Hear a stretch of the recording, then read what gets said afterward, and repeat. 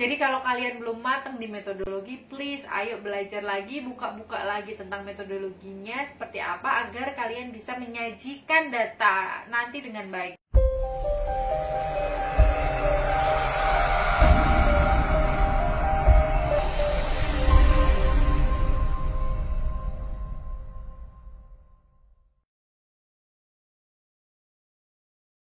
Bismillahirrahmanirrahim. Assalamualaikum warahmatullahi wabarakatuh. Kembali lagi dengan saya Destina Religia Mujahidah di channel Emak Bangsa. Kali ini kita akan membahas tentang bab 3 dalam skripsi gitu. Ada 8 hal yang perlu kita perhatikan dalam membuat bab 3. Yang pertama apa nih? Yang pertama adalah deskripsi lokasi. Kenapa sih yang pertama adalah deskripsi lokasi? Iya, karena deskripsi lokasi ini dirasa sangat penting sekali dalam melihat subjek penelitian kita. Jadi, seorang manusia, seorang individu itu terikat pada konteks di mana dia tinggal, di mana dia berada, bagaimana lingkungan sosialnya, bagaimana budaya di tempat dia, bagaimana dia beragama, apa agama dia dan bagaimana dia beragama, itu akan sangat mempengaruhi sekali bagaimana kondisi seseorang, gitu ya. Nah, dengan kondisi yang seperti itu, maka kita bisa menyimpulkan dia seperti apa nantinya.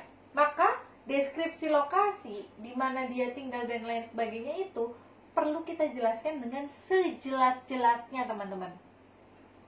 Sejelas-jelasnya, agar pembaca, penguji, pembimbing itu bisa tahu maksud dari kita. Oh, gambaran informan atau gambaran subjek penelitiannya itu seperti ini. Jadi pantaslah dia melakukan seperti itu. Misalnya kayak gitu loh teman-teman. Kalau kalian sudah bisa mendeskripsikan informan secara jelas, itu dapat mendukung legitimasi kalian terhadap apa yang sudah kalian klaim, apa yang sudah kalian narasikan. Kemudian, hal yang kedua yang perlu kita perhatikan dalam pembuatan bab 3 itu adalah metode penelitian dan juga pendekatan apa yang kalian gunakan. Seperti apa yang sudah saya katakan di awal. Jadi, metode itu yang menyesuaikan fenomena, bukan fenomena yang menyesuaikan metode. Step awalnya adalah fenomenanya dulu. Kemudian kita memilih metode. Metode apa? Kuantitatif, kualitatif. Kalau kuantitatif ada yang namanya korelasional, komparasional, longitudinal, cross-sectional, eksperimen. Kalau kualitatif ada yang namanya naratif, fenomenologi, case study, kemudian etnografi, grounded theory. Tergantung dari tujuan penelitian kalian. Jadi kenapa saya sangat menekankan sekali ke teman-teman semuanya untuk benar-benar belajar metodologi itu di sini. Karena seperti apa masakan kita, seperti apa skripsi kita, sajian kita itu tergantung dari pisau kita, yaitu bab 3 ini. Kenapa kita menggunakan korelasional, nggak komparasi? Kenapa kita menggunakan eksperimen? Kenapa kita menggunakan case study, nggak fenomenologi? Kenapa kita menggunakan etnografi? Itu kalian harus jelaskan. Reasonnya, alasannya apa? Oh, aku memilih X. Kenapa aku memilih X? Tidak memilih Y. Kenapa? Dijelaskan sejelas-jelasnya. Bukan karena saya ingin menggunakan fenomenologi, bukan karena saya ingin menggunakan eksperimen biar kelihatan kece, atau saya menggunakan mixed method biar kelihatan lebih gagah. Enggak, bukan karena itu, bukan karena alasan subjektif, teman-teman.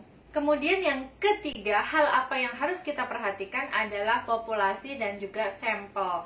Siapa populasi kita, kemudian siapa sampel kita. Ingat, apa bedanya sampling dan juga sampel? Sampling itu adalah teknik pengambilan sampel, gitu. Kalau sampel kan berarti sebagian dari populasi nih. Nah, kalau sampling adalah teknik pengambilannya. Jadi ada 3 nih sampling itu. Yang pertama adalah random sampling, kemudian non-random sampling, dan yang ketiga adalah sampling assignment. Dan kita harus tahu itu. Kita harus punya alasan yang kuat kenapa memilih random sampling, kenapa tidak memilih non-random sampling. Nah, misalnya nih, undian sederhana, kemudian berdasarkan klaster, berdasarkan daerah, sampling sesukanya, purpose sampling, itu masuk ke random sampling atau masuk ke non-random sampling. Nah, kita harus belajar itu, gitu ya. saat ini kita membahas bab 3, bukan membahas tentang metodologi. Bisa dibuka-buka nih YouTube saya tentang metodologi. Saat ini sih memang masih terbatas di metodologi penelitian kualitatif ya teman-teman ya. Tetapi insya Allah kedepannya kita juga akan membahas tentang metodologi penelitian kuantitatif, agar bisa teman-teman buka juga nih. Oh ini nih yang masuk ke non-random sampling, oh ini yang masuk ke random sampling, oh ini nih saya alasannya menggunakan random assignment tuh kayak gini. Nah itu insya Allah doain teman-teman, semoga saya diberikan umur panjang untuk dapat membahas tentang metodologi penelitian kuantitatif gitu ya. Nah kemudian hal yang keempat yang harus kita perhatikan dalam pembuatan bab 3 adalah sumber data. Dari mana kita memperoleh data? Datanya itu dapat dari sumber primer atau dari sumber sekunder. Misalnya, oh ini nih kalau diary itu masuknya ke sini. Kalau misalkan berita acara pemeriksaan atau rekam medik atau misalnya dari koran, dari YouTube, kemudian dari informannya langsung, dari significant others misalnya, itu masuk kemana? Dokumentasi masuk kemana? Kita harus tahu. Ini nih yang disebut dengan data primer tuh dari informannya langsung. Oh data sekunder itu dari literatur. Oh itu dari dokumentasi misalnya seperti itu. Jadi kita harus tahu mana itu yang masuk ke data primer, mana itu yang masuk ke data sekunder, gitu ya teman-teman ya. Nah kemudian hal kelima yang harus kita perhatikan dalam pembuatan bab 3 adalah teknik pengumpulan data. Kalau tadi sumber data, sekarang teknik untuk mendapatkannya seperti apa? Itu ada macam-macam teman-teman. Ada namanya survei, ada namanya kuesioner, kemudian ada yang namanya wawancara, observasi, telaah dokumen. Dan kesemuanya itu kita pilih, itu sesuai dengan apa? Sesuai dengan metode yang kita pilih dan juga sesuai dengan pendekatan apa yang kita pilih. Kayak tadi pendekatan ada apa aja, korelasional, komparasional, kemudian eksperimen dan lain sebagainya. Atau kalau kualitatif itu ya ada case study, grounded dan lain sebagainya itu tadi.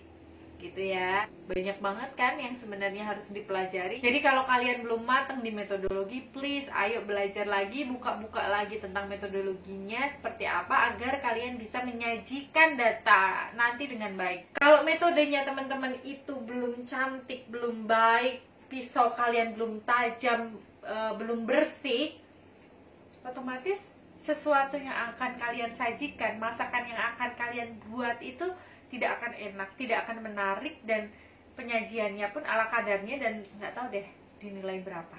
Nah kemudian hal keenam yang harus kita perhatikan dalam pembuatan bab 3 adalah validitas data. Nah apa itu validitas data? Validitas data itu adalah cara yang dapat kita gunakan untuk meng-cross check apa yang sudah kita dapat dari informan utama ataupun subjek penelitian kita. Nah, benar nggak apa yang dia katakan? Bohong nggak dia? Itu adalah validitas data.